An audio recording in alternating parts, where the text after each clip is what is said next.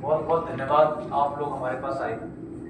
ये आज जो हो रहा है ये 23 वीक जो लिमिट्स ऑफ वायबिलिटी कहते हैं कि हाँ हमको रिस्ट्रिक्ट करना है, मतलब बच्चा बचाने की ट्राई करनी है, वो होती है 24 हफ्ते से ऊपर। एम्स ने अभी तक 24 हफ्ते से नीचे बच्चों को ट्राई नहीं किया है, तो उनका प्रोटोकॉल है कि they don't try for any child who is less than 24 week. But कभी कभी सर्कमस्टेंसेस ऐसे हो जाते हैं कि पहले बच्चा नहीं है या फिर पहले बच्चा एक्सपायर हो गया है, तो ट्राई करना होता है। वेस्टर्न कंट्रीज में जो अमेरिका यहाँ पर, वहाँ पर अभी 23 वीक के सर्वाइवल होने लगे हैं और कहीं कहीं 50% तक भी है, पर इंडिया में उसका सर्वाइवल 5% भी नहीं है। तो हार्डली गिनती के 23 वीक कुछ 20-30 बच्चे होंगे, पर 23 वीक के 2 बच्चे, सिर्फ 2-3 ही बच्चे आज तक। इनमें ये यूनिक है क्योंकि ये जो छोटा भाई है जो असलियत में वजन में थोड़ा बड़ा था, 630 ग्राम वजन में बड़ा था, उसको एक दिन भी वेंटिलेटर पर रखना पड़ा, एक दिन भी वेंटिलेटर पर नहीं रखा। ये अपने आप में एक रिकॉर्ड है 23 वीक के लिए। अभी तक ऐसा कोई हुआ नहीं है जिसके अंदर ट्विंस हुआ, क्योंकि हम जो कहते हैं कि पुअर आउटकम क्या होते हैं, 24 हफ्ते से कम का बच्चा हुआ है, पहली बात तो। दूसरा बॉय है, तो ये पुअर आउटकम के थे। इन फैमिली का they had a previous child, पहले एक बच्चा था 1 किलो 300 ग्राम का हुआ था और वो सर्वाइव नहीं हुआ। तो ये गुड़िया जो 2 बच्चे हैं, गुड़िया 500 ग्राम की थी, लगभग 1/3 वजन की थी। जो पहले वाला भी 1 किलो 300 ग्राम का बड़ा बच्चा नहीं होता, ये उससे भी 1/3 वजन के बच्चे थे। और जो भाई था वो 630 ग्राम का। ये जसविंदर जी और जसप्रीत जी हैं, father and mother, proud mother and father. They had baby after long marriage. इनकी अपनी स्ट्रगल रही थी। एक पहले बच्चा हुआ था पर वो 1300 ग्राम का था, सर्वाइव नहीं किया था।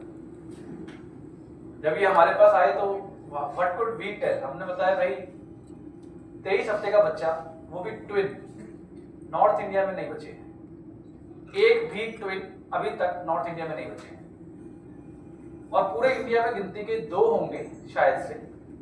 बट जिसको कभी भी वेंटिलेटर नहीं रखा हो बच्चे को, वो एक भी नहीं है। So this is the first case who has survived without a ventilator in India. So that's sort of babies have been strong, extremely strong to fight it out, and I think so that's a record, at least an Indian record for us. तो दोनों बच्चे 630 ग्राम 500 ग्राम, लगभग 100 दिन हमारे पास hospital में रहे।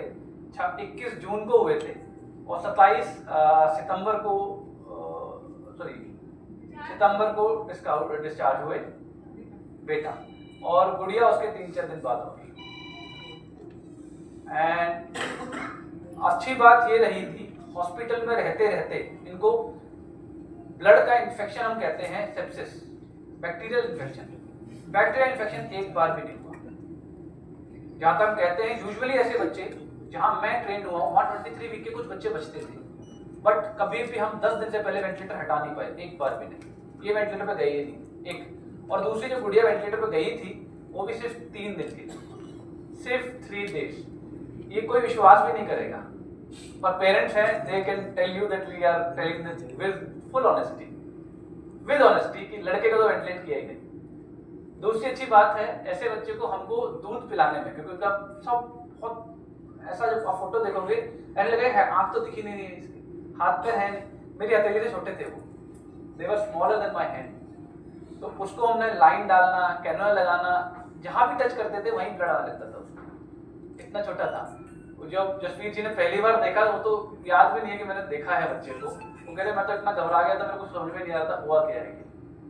तो उनका यही था, बस सर ट्राई कर लो, जो होगा देखा जाएगा, रब ना दिखाएगा तो मिल जाएंगे अपने को। हालांकि मदर बस बड़ी कॉन्फिडेंट शुरू में, नहीं सर इस बार तो भगवान मेरे साथ में ऐसा नहीं करेगा। मैं जैसे एक छोटी सी प्रेजेंटेशन देना चाहता हूँ, will come back to this, और उसके बीच में बताऊंगा मैं। तो 23 हफ्ते होते कितने हैं? पहले 2 हफ्ते तो बच्चा होता ही नहीं है, बच्चा 2 हफ्ते के बाद ही बनना शुरू होता है। तो प्रैक्टिकली 38 से 40 हफ्ते में बच्चा पैदा होना चाहिए, और ये लगभग 23 हफ्ते, मतलब 20-21 हफ्ते का अंदर ग्रोथ रही है, तो ये ऑलमोस्ट हाफ हो गई। ऐसे बच्चों में ब्रेन ब्लीड होने का रिस्क कम से कम 50% रहता है।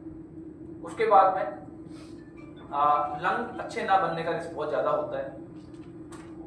इसमें पेट में सूजन आने का बहुत रिस्क होता है। तो हमने क्या किया कि इसको सारा कुछ ना हो, पहले तो डिलीवरी से पहले स्टीरॉयड दिलाएंगे और एक MgSO4 थेरेपी होती है जिससे ब्रेन में ब्लीडिंग की रिस्क कम हो जाए। सबसे ज़्यादा रिस्क होता है वेंटिलेटर पर रख के, जब वेंटिलेट करते हैं ना, जब ब्रेन में ब्लीडिंग बहुत ज़्यादा हो जाती है। तो मैंने देखा बच्चा एक्टिव था, मतलब उसको हमने NIPP एक थेरेपी होती है और एक नई थेरेपी आई है जिसको HFOV कहते हैं, हाई फ्रीक्वेंसी ऑफ वेंटिलेशन। ये इतने छोटे बच्चों में कोई यूज नहीं कर रहा है, बट क्योंकि वेस्टर्न कंट्रीज में यूज होने लगी, स्पेशली जापान के अंदर। तो I went to a conference जहाँ मैंने उनसे बात की, सर आप ये 23 बताते कैसे, हमारे तो कोई बचता ही। तो कहते वी ट्राई HFOV समटाइम, अगर हमें वेंटिलेट करने में HFOV करते हैं तो गुड़िया को हमें HFOV करना पड़ा था, and that work magic for us. हमने जल्दी दूध स्टार्ट कर दिया माँ का ही, and mother is so nice कि उन्होंने फर्स्ट डे से हमें मिल्क देना स्टार्ट कर दिया, एंड मदर का मिल्क इनके लिए अमृत है। अगर हम डब्बे का दूध पिला देंगे तो एक दिन के अंदर इनके पेट में सूजन आ जाती है। तो ये एक अमृत था जो इस बच्चे को मिला। Mother work really hard. तीसरा, हमने अननेसेसरी उसके सैंपल नहीं लिए। जिस बच्चे को कैनोला लगता है जैसे सेंटर लाइन, जैसे पेट में लाइन डाल देते हैं या लंबी लाइन डाल देते हैं, उससे इन्फेक्शन बहुत जल्दी होता है। तो हमने ट्राई किया कि उनको वो कैनोला मास्क के लिए कह रहा है मेरे को लगाओ भाई, और बाद में देखो वो मास्क, वो सेम मास्क है, उसके हाथ में छोटा सा आ रहा है। ये शुरू में हम सेंटर लाइन डालते हैं, पेट में से पाइप डालते हैं छोटे छोटे से। तो ये माँ की, ये अम्बिलिकस कहते हैं, पुरनाल कहते हैं, नाल जो माँ से जुड़ी होती है, क्योंकि इनके अगर कैनोला डालेंगे तो हाथ ही फूट जाता है। तो उसके अंदर से पाइप डाल देते हैं ताकि उसी से उसका फ्लूइड जाता रहे, उसी से उसकी एंटीबायोटिक जाती रहे, और हमको बच्चे को हैंडल बहुत कम करना पड़े। हम सैम्पलिंग भी बहुत कम करते हैं। हमने इनोवेटिव तरीका ढूंढ लिया है जिससे पैर शुरू में, ये एक इंक्यूबेटर है, जैसे माँ के पेट में बच्चे रहते हैं ना, तो माँ के पेट में क्या होता है, बिल्कुल आवाज नहीं जानी चाहिए, बहुत सारा पानी होता है उस, और इन्फेक्शन नहीं होनी चाहिए। तो ये बच्चों को ऐसे रख लेते हैं हम लोग, और इंक्यूबेटर के अंदर यहाँ पर बहुत ह्यूमिडिटी होती है। जैसे हम ह्यूमिडिटी में जीते हैं लगभग 30-40% की ह्यूमिडिटी में, इनके अंदर हम 90% ह्यूमिडिटी रखते हैं ताकि उसको पसीने आए ही नहीं, उड़े ही नहीं, पसीने ऑपरेट ही ना हो बिल्कुल, तो पानी का लॉस ना हो। इनकी किडनी बहुत इमेच्योर होती है, तो एक दिन के अंदर ही 20% लॉस हो जाता है वजन का। मतलब 500 ग्राम का हुआ है तो फर्स्ट डे वो 450 ग्राम का बच्चा हो जाता है अगर हम इतना रखें। हालांकि इनका वेट भी गिरा था, बॉय 450 ग्राम तक गया था, बट मैक्सिमम 450 तक जाने दिया, उससे ज्यादा नहीं जाने दिया। और फिर उसका 15th डे के बाद में वेट गेन स्टार्ट हुआ। तो it was a long process. Incubator किया। ये गुड़िया का जो आरोपी होता है वो ऐसे चेक करते हैं हम लोग, इसके अंदर ही देखते हैं आँख कैसी बनी है। तो डॉक्टर चित्रलेखा है, she is a very good retinal surgeon, इन्होंने इसका एक ट्रीटमेंट किया था। लड़के को जरूरत नहीं पड़ी, लड़की है ये। See how they stay in incubator, ये सारा पानी होता है पीछे, वाटर वेपर्स होते हैं बहुत सारे, एंड हाउ शक्ल देखो उसकी, आँख भी नहीं बन पाती है। तब आँख भी वो 1 महीने बाद खुल पाते हैं। उससे पहले तो ये रोज पूछते थे, सर ये आँख तो खुलता ही नहीं है, बच्चा आँख दिखता भी है, मतलब दिखता तो कुछ नहीं पर खुलेगा जरूर। बेसिक स्ट्रक्चर बन चुका है, बाकी चीज बनने में टाइम लगेगा। तो ये हमारा लड़का है जो पहले दिन, ये फर्स्ट डे की फोटो है हमारी, जो पेट में पाइप डाले हुए हैं, क्योंकि 30 से 14 दिन तो हमने पाइप हटाई दी, 30 दिन पाइप हटा दिए थे पेट के। फर्स्ट डे वो वेंटिलेटर नहीं है, वेंटिलेटर मुंह से पाइप जाता है उसके छाती के अंदर तक पूरा, ये अपने आप सांस ले जाता है, बस हम सपोर्ट कर रहे थे ताकि उसके फेफड़े फूल जाए, ताकि वो कोलैप्स ना कर जाए।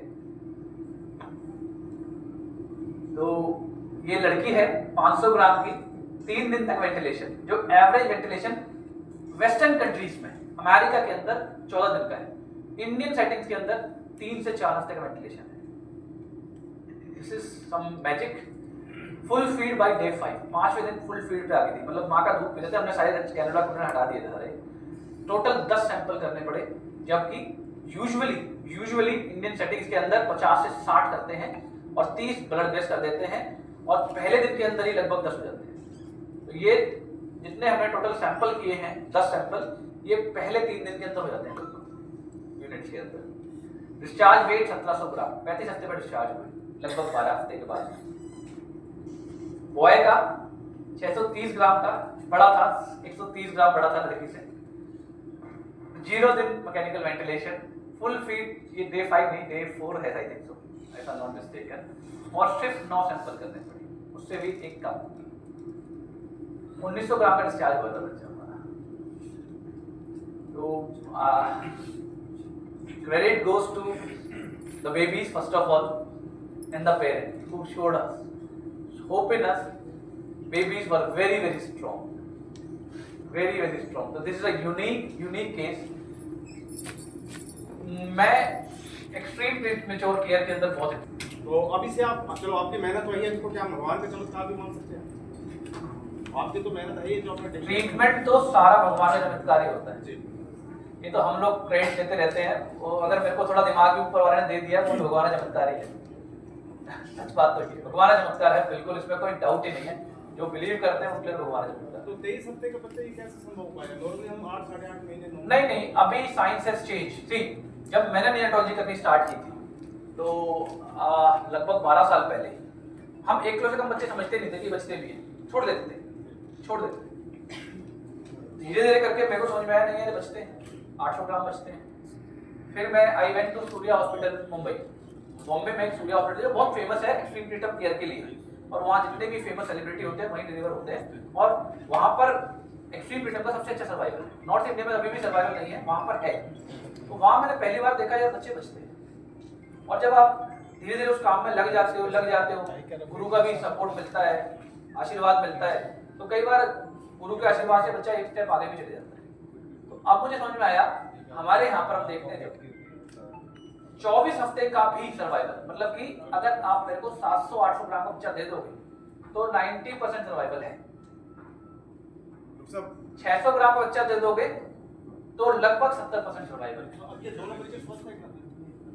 माँ का दूध पी रहे हैं, ब्रेन स्कैन करके देखा नॉर्मल है, हाथ पैर बढ़िया चला रहे हैं। इससे पहले जो बच्चा था वो 5 महीने का हो गया, वो बिल्कुल फर्स्ट क्लास है। बाकी हम और देखते रहेंगे, पर जितने भी हमने अभी तक 24-25 वीकर भेजे हैं वो सब स्वस्थ हैं। हमने पहले दिन इनको बताया था, पेरेंट में बताना भूल गया, कि मैं सिर्फ स्वस्थ बच्चे बचाने में विश्वास करता हूँ।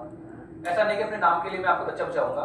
हम 1 हफ्ते में उसका अल्ट्रासाउंड करके देखेंगे, अगर अल्ट्रासाउंड के अंदर ब्लीडिंग निकल आई ग्रेड में तो हम इनको छोड़ देंगे।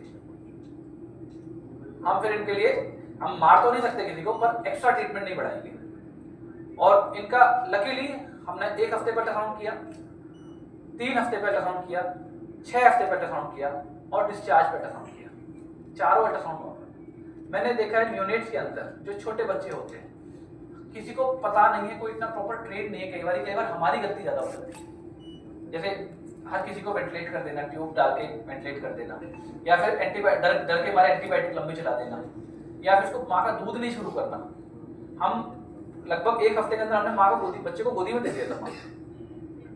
हम गोदी में नहीं देते, डरते हैं कि माँ से इन्फेक्शन ना हो जाए। सिजेरियन हुई थी। अगर नॉर्मल करते हैं तो ब्लीडिंग होने के रिस्क ज्यादा होते हैं प्रीटर्म के, ऐसे प्रीटर्म के अंदर। वैसे तो नॉर्मल डिलीवरी ही होनी चाहिए, बट अगर ऐसे प्रीटर्म है जो 28 हफ्ते से कम के होते हैं और उनको रिस्क है, तो उनको हम कहते हैं कि इनको LSCS ही करो। और उससे LSCS करने से पहले कुछ दवाइयां दी जाती है, स्टीरॉइड, उससे फेफड़े थोड़े मजबूत होते हैं। अगर वो स्टीरॉइड नहीं मिले होते तो शायद ये वेंटिलेटर पे ही जाते। तो अगर 48 घंटे पहले स्टीरॉइड मिल जाता है और MgSO4 मैग्नीशियम सल्फेट बीपी की दवाई है वो मिल जाती है, तो बच्चे अच्छा ग्रो करते हैं। डॉक्टर साहब, मेरा क्वेश्चन आपसे पेरेंट्स बैठे हैं, आप कहाँ से आए हैं यहाँ पे इस हॉस्पिटल में, और आज दोनों बच्चे स्वस्थ आपके पास है, कैसा महसूस कर रहे हैं?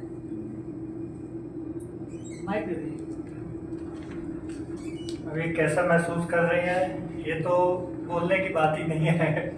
बहुत अच्छा महसूस कर रही हैं। बहुत सालों बाद ये बच्चे हमें मिले हैं, तो दोनों बच्चे स्वस्थ हैं। और जैसा कि सर ने पूछा कि भाई भगवान की देन है या डॉक्टर साहब की देन है, तो मैं तो ये कहूँगा कि इसमें सभी का योगदान रहता है। भगवान का भी आशीर्वाद रहता है, डॉक्टर साहब की भी मेहनत रहती है, बच्चों का खुद का भी रहता है, और ऑब्वियसली जो हम पेरेंट्स हैं या हमारे साथ लोग हैं खड़े थे, उनका भी सबका कंट्रीब्यूशन है। हम ये फरीदाबाद में ही रहते हैं बेसिकली, बट बेसिकली हम पंजाब से हैं, बठिंडा से।